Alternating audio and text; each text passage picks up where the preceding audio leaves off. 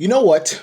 I'm clapping my hands for INEOS. I'm clapping my hands for the Glazers. I'm clapping my hands for Omar Benrada. I'm clapping my hands for Jason Wilcox. The reason I'm clapping my hands is being all sarcastical as possible because you just fired Ruben Amorim.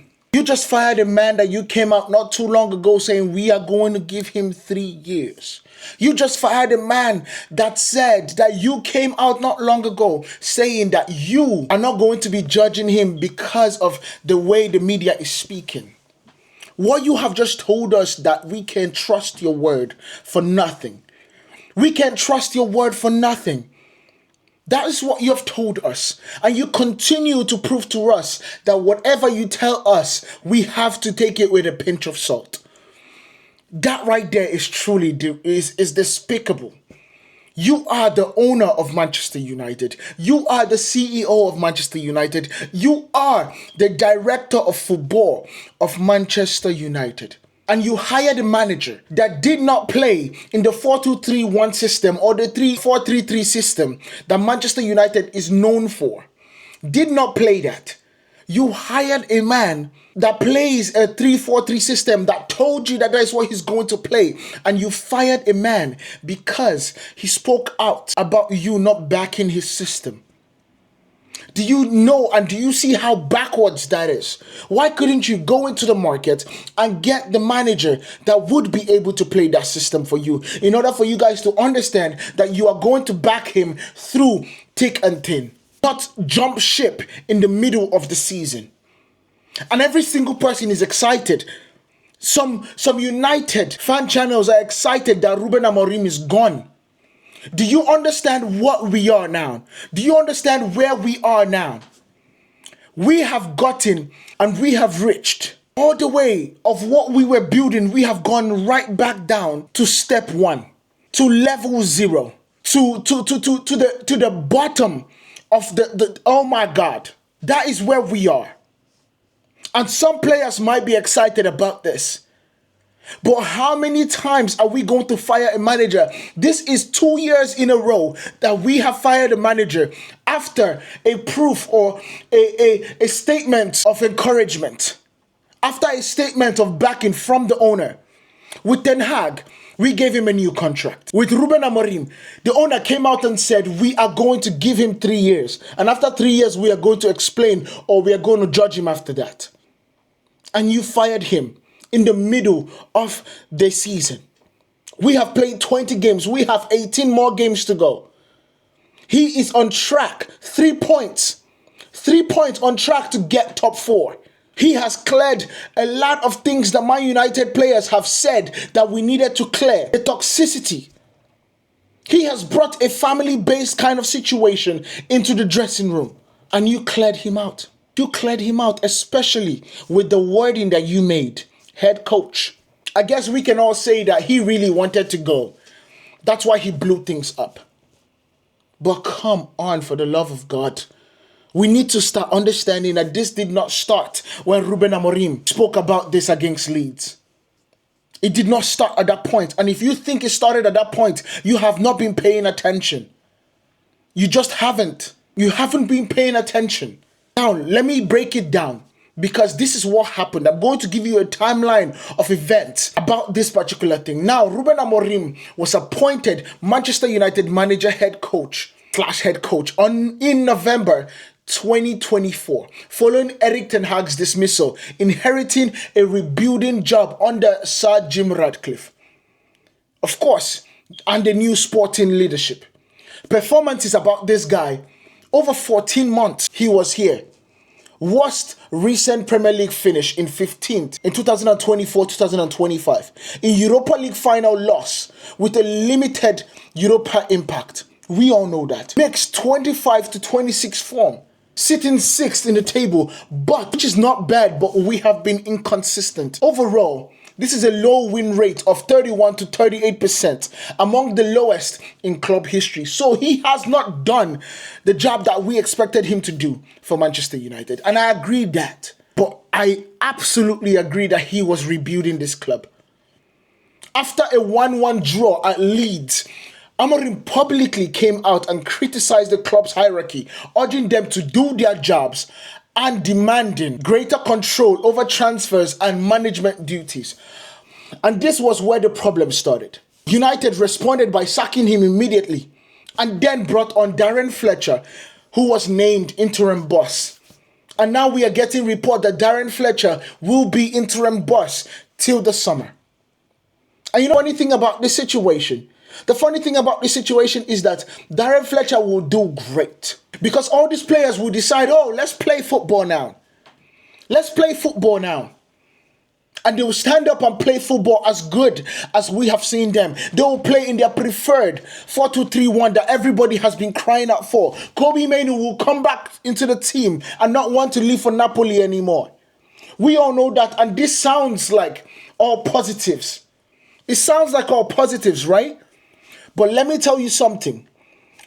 The players have won a game. They have won a game. Because let's not deceive ourselves.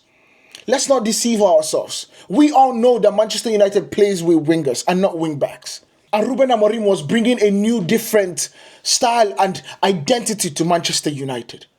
And we have not let him do that. So now the situation is that the absolute crazies are running the asylum yet again. Yet again. You understand? So why was he sacked? Why in the world was Ruben Amorim sacked? Because evidence versus root cause are definitely something. A breakdown in relationship with club membership was definitely about 40% of that. Ruben Amorim openly challenged the board's authority and logistics. We all know that. Especially the director of football, Jason Wilcox, and the recruitment staff. Over transfers and his role, insisting that he should be a full manager and not just a head coach. Persistent power struggle and public criticism made cooperation untenable. We all know that. It's crystal clear. And I have to thank Ruben Amorim for standing up and going out with his chest held high. Because one thing is for dang sure, Ruben Amorim lost so much of the reputation that he gained at Sporting, managing Manchester United. Managing Manchester United. This was an immediate trigger and not just bad results. The club nature of clash was seen inside Old Trafford as undermining the hierarchy. It was. And you know the funny thing about this is that they had an emergency meeting yesterday night. And the decision was made yesterday night. They uploaded it to the Man United, whatever the situation, yesterday night. And then we all saw it today. You understand? And then we go into the second reason why he was fired. Poor and inconsistent on the pitch results was around 35%. Around 35%. United league record under Ruben Amorim was mediocre relative to expectations and more draws and losses than wins. And an average that this just doesn't justify a long-term trust. I understand that part. And I'm breaking it down so you guys can understand that me and Pillah Sports, what we do here is all about fairness. We give every single person the fairness and understanding of this situation. We do. And because we are not one that follows the narrative, we go against it. We need to understand the context of things. And then we absolutely place what we think is happening to our club. Last season, we were 15th place, which was historically the worst for the club, apart from the time that we got relegated. Although that we are in 6th place this season, the direction wasn't convincing. We know that. The rivals were closing ground. Football results always matter. We know that for a fact. But this alone might not have ended his job at a specific moment until the public fallout occurred. We know that too. Another reason is the tactical rigidity. Managerial decisions, 15% in my mind. Amorim stuck to his preferred 4-2-3-1 or 3-4-3 system. He was accused of refusing to adapt to the Premier League demands. Critics, including pundits and fans, pointed to questionable substitutions, and game management. Tactics don't fire managers. We need to understand that too. Tactics don't fire managers, by themselves anyway. But they compound the lack of confidence and players and staff also kind of feel the wrath of those situations. And then we then look at the dressing room and player relations. That's another 10%. Some reports suggest tensions with senior players, hesitation to promote young talent, and communication issues. I never saw that particular one, but the reports say it, so we have to cover it here on Pillah Sport. This was less headline making than board conflict, of course. But in the high pressure environment, it is likely degraded morale and the buy-in for this system. It degraded that situation. And that right there was the problem in my mind. So based on how I would break up the blame pie, Amorim's own behavior and public outburst was definitely 40% in my mind why he got fired. The public criticisms of the board, the escalated tensions, and the tensions that has been simmering was definitely that. Result and performance, 35% in my mind. Inconsistent form, poor historic results, and low win rate. Tactical inflexibility, 15%, unwilling and unable to adjust to the Premier League. And finally, club structure and recruitment failures. We know that for sure. So who is to blame? Who is to blame in this situation? Because we can always talk about Ruben Amorim. We can always say that for losing control of the narrative, his public comments, and of course, not aligning with the board structure. But definitely, in my mind, it has to be the board and the hierarchy, especially the likes of Jason Wilcox and Omar Benrada, for inadequately communicating with him. That's one. A new unclear delegation of authority and failing to integrate Ruben Amorim into their long-term sporting plan. That has to be one of the situations too. Because if Ruben Amorim is in Manchester United thinking that he has the authority of a manager, while his title is a head coach, that right there is failure of absolutely making things as clear as possible. That right there is a failure. And secondary, then you have to look at the recruitment department. Failed to deliver targets and philosophy aligned with Amorim's vision. Players and staff, mixed performances and tactical responsiveness. Though less culpable, but they are definitely culpable in that sense. So the question is, what happens next? What happens to Manchester United now that we have fired Ruben Amorim? Darren Fletcher is going to take over as the interim manager in the upcoming fixtures. We know that. Long-term search. It's reported that we are getting targets that include potential big names like Gareth Southgate. Oh my God. I can't even imagine if we get Southgate. That would be one of the worst decisions that we would ever make. Enzo Maresca was one of the news. We also had the likes of Now Guzman, the likes of Oliver Glasner, the Fulham coach Marco Silva. We have heard so many things, but that is where the situation has to come to roost. Because we have heard Xavi too. We do not have, you get me? We don't have a world-class manager that is just sitting down waiting for a job. We don't have that. And so the question is, where do you get it? So what does this mean for Manchester United? Another managerial change. We are becoming Chelsea at this point. We are becoming Chelsea. We are losing the patience that we get for managers. We are losing the idea that if you come to Manchester United, you have come to creme de la creme of a club. This adds to a long list of post-Ferguson departures. This right here is instability at its finest.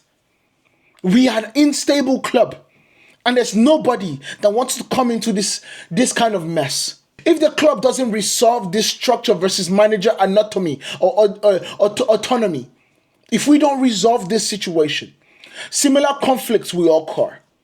Because I can tell you that elite managers, keyword, managers, will not take on the role of a head coach alone. They need authority. They need veto power. They need a movement for them to be like, okay, I can rebuild this in my image. There's a reason why Jurgen Klopp did not take on Manchester United's. There is a reason why Jurgen Klopp said no and chose our arch rivals in Liverpool. There is a reason.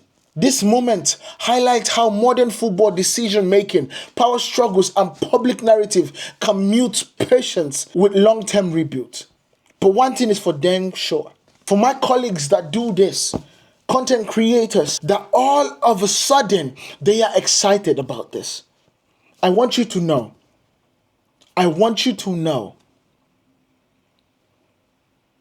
that you have culpability too on your hands. Culpability in the worst way possible.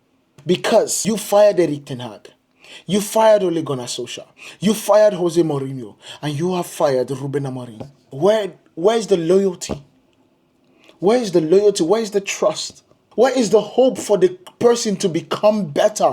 Where is it? We are Manchester United. There is a reason why United is in the name, bruv. There's a reason why United is in the name. All of a sudden, it just feels like we are just Manchester. And even the city at this point won't claim us. Anyway, let me know what you guys think about this down in the comments. Obrigado, Ruben Amorim. I truly appreciate all you have done while you were here at Manchester United. You definitely made me